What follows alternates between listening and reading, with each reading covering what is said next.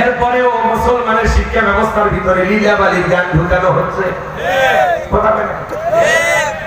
আজকে শিক্ষা ব্যবস্থাকে ধ্বংস করার জন্য নানামুখী ষড়যন্ত্র চলতেছে, আছে না নাই? মাদ্রাসা শিক্ষার বই পুস্তকের ভিতরে পর্যন্ত হারমোনিয়ামের ছবি, হিজাব ছাড়া নারীদের ছবি, আছে না নাই?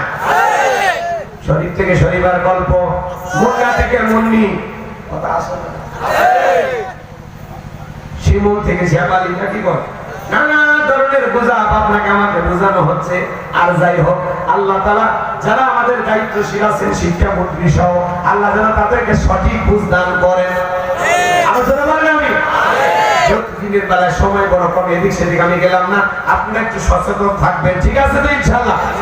নাটক, সিনেমা, অভিনয়, ভত্তা, ডাল ভাজি, ওই ঘুম পাড়া, এগুলো শিখানোর জন্য আমরা বাচ্চাকে স্কুলে পাঠাচ্ছি না। কথা বলে না, এগুলো পারিবারিক শিক্ষা, এগুলো মা বোনেরাই শিখিয়ে দেবে। কথা ঠিক কি না? কখন কোন সময় কি ব্যবহার করা লাগবে ওগুলো বই করে শেখা লাগে না। এখনকার বাচ্চা কাছে এমনি আপডেট। কথা বলে না, আবার হলে বই পুস্তকে দিলে আরো বেশি বেহায়া করা হবে, লজ্জা শরম আরো কমে যাবে। আর যার লজ্জা শরম নাই, এরা কি করে ওরা নিজেরাও জানে।